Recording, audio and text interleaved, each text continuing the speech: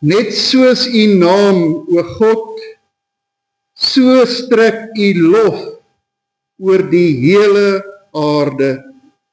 Geliefdes, mag daar vir julle genade en vrede in oorvloed wees, deur julle kennis van God en van Jesus ons Here.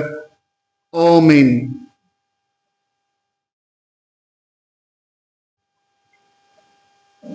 Broers en susters, in Job 11 vers 11 lees ons: God ken skynheilige mense. Hy sien die sonde raak. Kom ons meet ons lewe aan God se wet volgens Eksodus 20.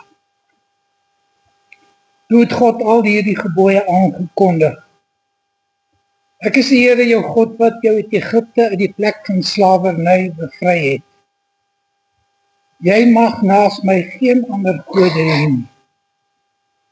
Jy mag nie vir jou 'n beeld of enige afbeelding maak van wat in die hemel daarbo of op die aarde hieronder of in die water onder die aarde is nie.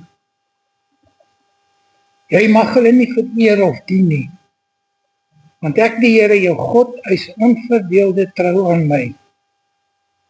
Ek reken kinders die sondes van hulle vaders toe, selfs tot in die 3de en 4de geslag van die wat my haat. Maar ek betoon my liefde tot aan die 1000ste geslag van die wat my liefhet en my gebooie gehoorsaam. Jy mag die naam van die Here jou God nie misbruik nie, want die Here sal die een wat sy naam misbruik nie ongestraf laat bly nie. Sorg dat jy die Sabbatdag heilig hou. 6 dae moet jy werk en alles doen wat jy moet. Maar die 7de dag is die Sabbat van die Here jou God. Dan mag jy geen werk doen nie. Nie jy of jou seun of jou dogter, of die man of vrou wat vir jou werk, of enige dier van jou, of die vreemdeling by jou nie. Die Here het in 6 dae die hemel en alles daarin gemaak, die aarde en alles daarop, die see en alles daarin.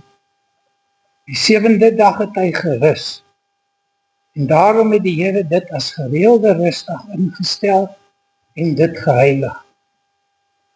Eer jou vader en jou moeder, dan sal jy lank bly woon in die land wat die Here jou God vir jou gee. Jy mag nie moord pleeg nie. Jy mag nie egbreek pleeg nie. Jy mag nie steel nie. Jy mag nie vals getuies teen 'n ander gee nie. Jy mag nie iemand anders se huis begeer nie. Jy mag nie sy vrou begeer nie. Ook nie 'n slaaf of slavin, 'n bees of 'n donkie, of enigiets anders wat aan hom behoort nie. Broers en susters, ons het sopas in ons lied ons sonde voor God bely. Hoor dan God se genade uit Romeine 10 vers 9 en 10. As jy met jou mond bely dat Jesus die Here is, en met jou hart glo dat God hom uit die dood opgewek het, sal jy gered word. Met die hart glo ons en ons word vrygespreek, en met die mond bely ons en ons word gered. Laat ons nou ons geloof bely. Ek glo in God die Vader, die Almagtige, die skepper van die hemel en die aarde, en in Jesus Christus, sy eniggebore Seun, ons Here, wat ontvang is van die Heilige Gees, gebore is uit die maagd Maria, wat gelei het onder Pontius Pilatus, gekruisig is, gesterf het en begrawe is, en ter helle neergedaal het. Wat op die 3de dag weer opgestaan het uit die dode, wat opgevaar het na die hemel en sit aan die regterhand van God, die Almagtige Vader, vanwaar hy sal kom om te oordeel, die wat nog lewe en die wat reeds gesterf het. Ek glo in die Heilige Gees, Ek glo in 'n heilige algemene Christelike kerk, die gemeenskap van die heiliges, die vergifnis van sondes, die opstanding van die vlees en 'n ewige lewe. Amen. Voordat ons uit die woord van die Here saam lees, bid ons eers saam. U kan net so bly sit. Wonderlike hemelse Vader, Here, baie dankie dat U aan ons U naam bekend maak. Dit stig 'n verhouding met ons. Nou het ons 'n vaste adres waarheen ons gebede rig. Nou het ons 'n verhouding met die lewende God. Here, maar ons lewe in 'n wêreld waarin mense U naam minag. En daarom is dit belangrik dat ons van tyd tot tyd ook weer hoor, as Jesus sy disippels leer om te bid op hulle versoek, dat hy ook vir hulle leer dat julle altyd moet vra dat God se naam geheilig behoort te word. Here, terwyl ons dan nou vandag ook hierdie bede van die Onse Vader gebed in die prediking herdenk en oordink, is ons gebed dat U ons so sal begelei, dat ons iets sal verstaan van dit wat Jesus oorspronklik bedoel het. Hoor ons gebed, ons vra dit van U in Jesus Christus se naam. Amen. Kom ons lees dan weer die teks van die Onse Vader gebed en ons lees die Matteus weergawe uit Matteus 6. So moet julle bid: Ons Vader wat in die hemel is, laat U naam geheilig word. Laat U koninkryk kom. Laat U wil ook op die aarde geskied, net soos in die hemel. Gee ons vandag ons daaglikse brood en vergeef ons oortredings, soos ons ook die vergewe wat teen ons oortree. En laat ons nie in versoeking kom nie, maar verlos ons van die bose. Die tekswoorde vir ons prediking, dan die eerste van die 6 bedes: Laat U naam geheilig word. Geheilig word. Liewe broers en susters in die Here, God het 'n heerlike, hemelse, heilige naam. Sy naam is onvergelyklik, anders as enige ander naam. Sy naam is meer as wat jy op papier kan stel, of met die mond kan uitspreek. Dis meer as die samevoeging van 'n aantal letters uit die alfabet. Want die Bybel leer, die Here is sy naam. Sy naam is hy self. Wanneer hy homself aan Moses vanuit die brandende braambos, doringbos bekendstel, sê hy: My naam is, ek is wat ek is. Ons sou ook kon vertaal: ek sal wees wat ek sal wees. Ek sal die een wees wat deur my naam handelend en verlossend teenwoordig is in Israel. Sy naam blyk uit sy werk, uit sy skepping en onderhouding van die groot heelal, maar veral uit sy handeling in Christus en die Gees, in woord en kerk en sakrament. Terwyl die bose die naamloosheid liefhet en die mens in naamloosheid wil dompel, hom wil stroop van sy identiteit en 'n naamlose ellende wil laat, het God 'n naam wat deur die engele geheilig word, omdat dit heilig is. Heilig, heilig, heilig is die Here God, die Almagtige. Geliefdes, en op 'n wonderbaarlike wyse het God sy naam aan ons prysgegee. Hy het sy naam vir ons laat ken. Watter waagstuk het God nie aangegaan toe hy dit gedoen het nie? Want hierdie heilige naam van God gaan nou rond oor ons aardbol heen, in boeke, in mense monde, deur die kommunikasiemedia, in film en teater, op mure en op obskure plekke. En in die proses word die naam van God ontheilig, misbruik, ydelik gebruik. Word dit deur mense as leeg, as nikszeggend, oppervlakkig, sonder enige doel geminag. Die naam van God ydelik gebruik, lewe asof God se openbaring, asof sy handelende en verlossende teenwoordigheid by mense nie daar is.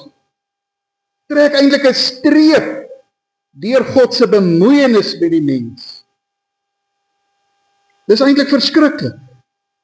Wat vanselfsprekend in die hemel is, naamlik die heiliging van God se naam, is hoegenaamd nie vanselfsprekend op aarde nie. Inteendeel, wanneer ons God se naam as 'n vloekwoord oor ons lippe laat glip, dan slinger ons eintlik sy werk en sy teenwoordigheid in ons lewens in sy aangesig terug.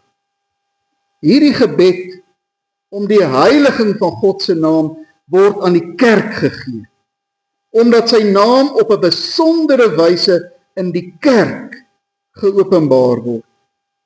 Maar geliefdes, by die voorreg om as kerk God se naam te gebruik, is daar egter ook die verantwoordelikheid om dit reg te gebruik. Wat nou vanselfsprekend moet wees in die kerk, soos by die engele, is geensins die geval nie.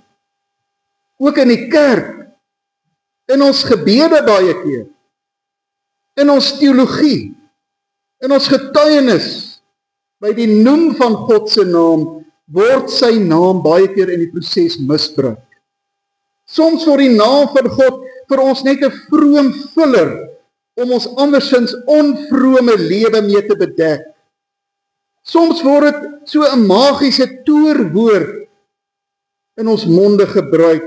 Dikwels leef ons asof God homself nie geopenbaar het nie, asof God nie teenwoordig is by ons nie. So in die kerk, baie keer ook, trek ons baie keer met ons optrede, ons gesindheid, ons besinning, 'n streep deur die naam en die handelinge van God. Toe ek 'n kind was daar 'n sekere soort lekker, wat veral onder die kinders baie gewild was. Dit was 'n tipe suikerklont, hard en kristalvormig, in 'n verskeidenheid van kleure. Hierdie lekker het 'n goeie omruilwaarde op die kindermark gehad. 'n Mens was in die versoeking om dit dadelik self te eet, maar op die speelgrond tydens pouse kon jy dit uitruil vir ander gesogte ware, soos 'n klimtol of 'n paar albasters of 'n knipmes.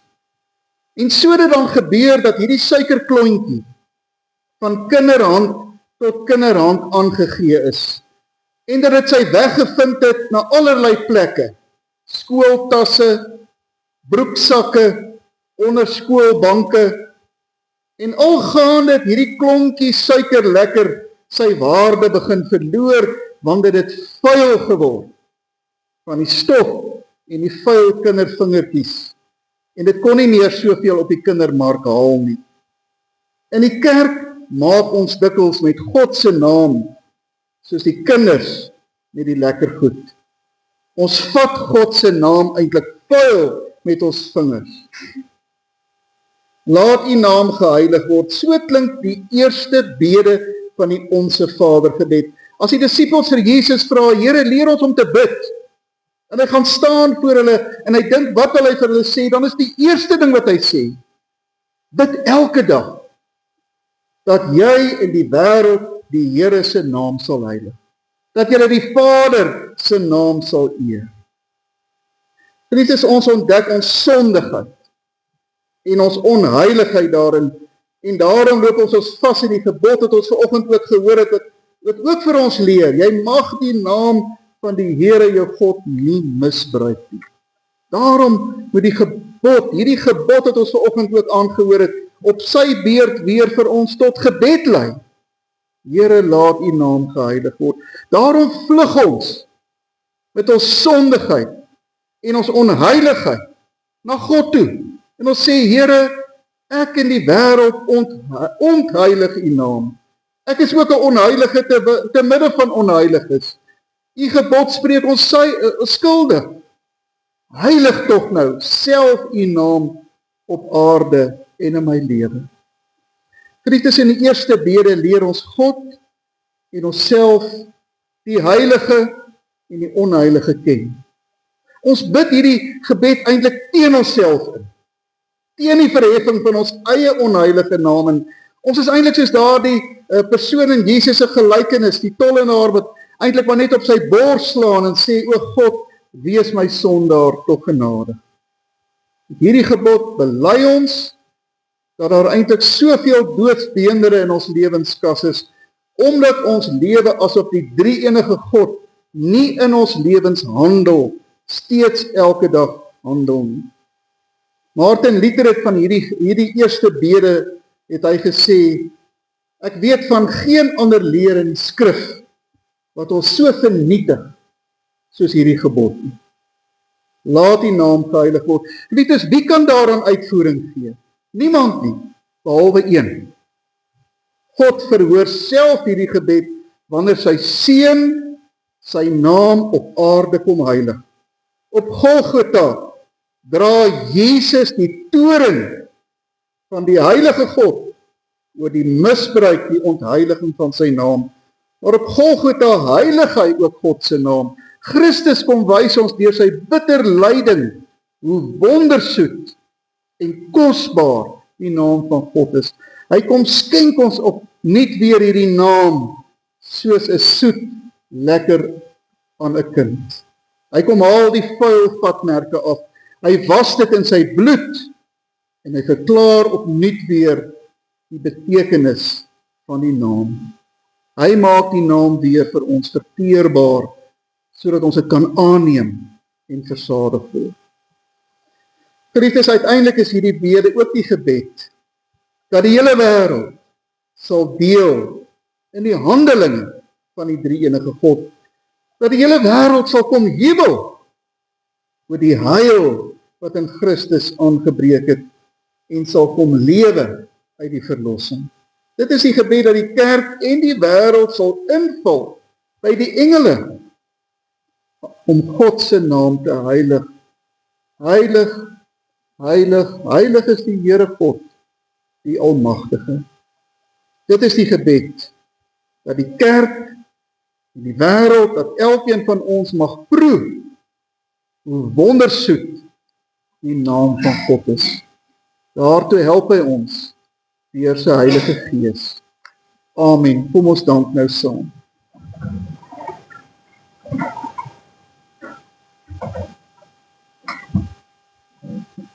Here, ons gebed is bloot vanoggend.